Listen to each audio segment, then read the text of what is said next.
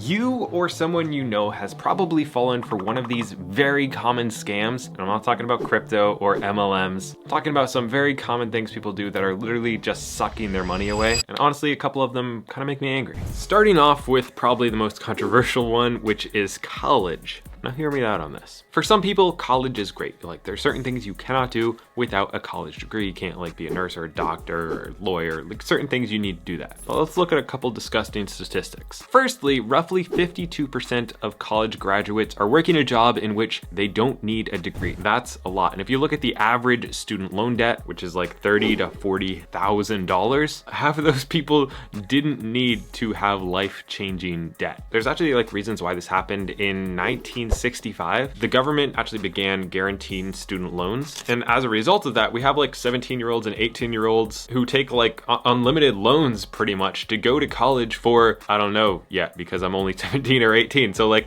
you think it's a great thing, like, oh, you know, Timmy got into college, that's great. Even though he doesn't know what he's gonna go for yet. And he just, you know, went to the school because he likes their football team and he heard there's good parties there. And like, while those can be some great experiences, you can network, there's positive things for college. For most 18-year-olds, I know for me, as like a 5 or 10 years later, I have no idea what I want to do with my life. Like there's no way I knew what I wanted to do at 18. And I'm definitely super grateful that I didn't spend, you know, $30,000 to $100,000 to find out that I don't know what I want to do. So college, even though it's marketed as something that is amazing for everybody, for a lot of people, it just makes their lives a lot harder if they don't actually know what they want to go for. Well, let's talk about something more disgusting like payday loans. If you thought that was predatory lending, this is like almost like textbook predatory lending right here. So payday loans, if you don't know what they are, let's say you're a single mom and you don't have enough money to buy groceries, but you don't get your paycheck for another 10 days. You can get a short-term loan for those 10 days and only pay like 780% interest on it, which when you look at it as a number in itself, it doesn't seem like a lot, but when you look at it as a percentage, it's completely disgusting. And one of the reasons why I think this is also so bad is because it literally targets people who are least able to pay those things. This doesn't really affect people who have their finances together. It mostly affects those who are living paycheck to paycheck or slightly worse, and it just makes it harder for them. It's easy for it to snowball and get out of control. There is a little bit more regulation that is happening because of this, and I think 16 different states have this illegal, which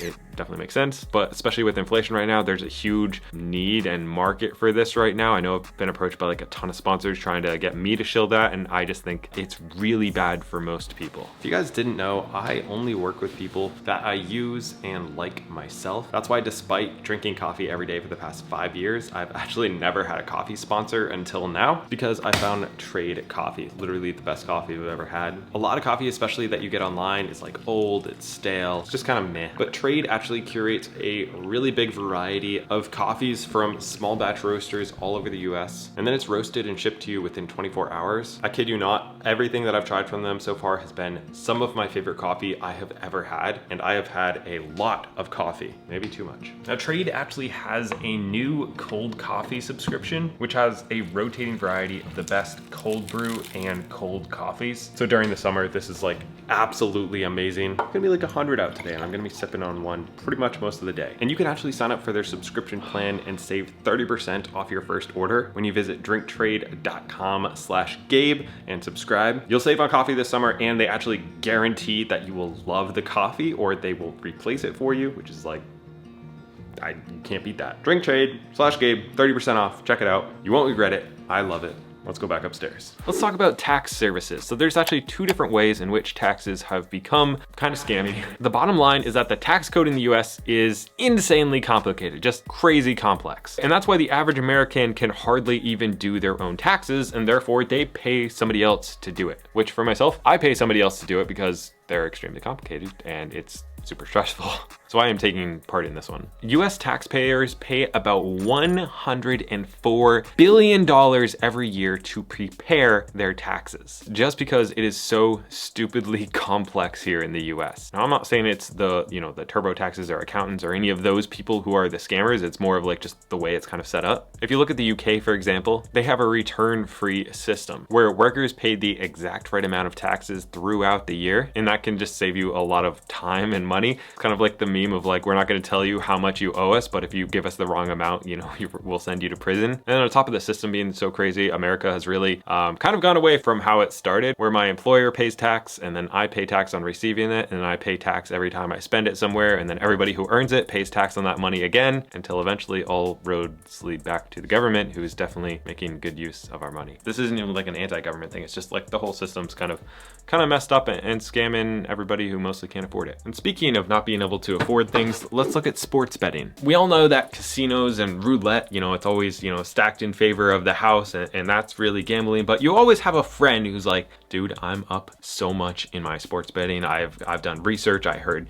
you know, some behind the scenes that this player is going to be injured, and it's all that type of stuff. But math doesn't lie. Let's just say you choose to play roulette at a casino and you just continually put all your money on red. You'll on average lose about 5.26 cents per every dollar that you bet. But if you do sports betting, you lose about 7.7 cents per dollar. So it's like a net loss of 7.7%. So while there might be the occasional outliers who beat that statistic temporarily, in general, it's even worse than just going and betting on black at the casino. And the sad thing is the popularity of this has just been exploding because you think you have better odds, but you really don't. Weddings. There's actually a few different ways weddings are like straight up scams, but I want to touch on a few here. The first one, let's look at the wedding ring. There's like this rule that you're supposed to spend 3 months salary on a wedding ring. It's just like a general principle that having like an affordable wedding ring is a bad thing, but spending a down payment on a house is somehow a good thing. And that just doesn't really make a lot of sense, especially when people are getting started in their lives. And this is when they're gonna have the least amount of money, or if they invested, it would make the most amount of money. Just having a rule that you're supposed to spend a certain amount of money instead of having a ring that you really like, it's just a societal scam that we put on ourselves. And then besides that, we're always kind of told that this is your special day, do whatever you want. And you know what, people can do whatever they want. I don't really care, but just in general, if you're spending $5,000 on a dress and, you know, $10,000 on a place to be and another $5,000 on food for the guests and like all these different things that just add up to being crazy amounts, another $5,000 on pictures, although pictures might be one of the best investments there. Suddenly, again, you're getting up to life-changing money on one day of your life. You could probably take multiple months off working or go on the craziest trip you've ever been on, but instead people choose to either get into debt, delay buying a house, do whatever for just one day of their life. And even though it can be special, you can have it be special without spending tens of thousands of dollars. Buy now, pay later. Now, first of all, there are good reasons to use this, especially if it's like 0%. If you actually have the means to buy the thing, but you can just put your money in a high interest savings account that earns 5%. Instead of paying for something, it'll end up being cheaper and saving you some money. But let's be honest, when you're buying a robot vacuum on Amazon, you're probably not doing that. Instead, everybody thinks they can afford all the stuff that they cannot afford because of these micro payments. And next thing you know, you've got 10, 15 different things that you're paying on monthly for the next 3 to 5 years because, oh, it's only 26 bucks a month. Oh, it's only $47 a month. You've got furniture, you can just put that on payment plans. Your TV, your toaster, everything just ends up on these payment plans. And now you think you can afford way more than you have, and you spend all this money because you only see it as a monthly payment, not how much the thing actually costs.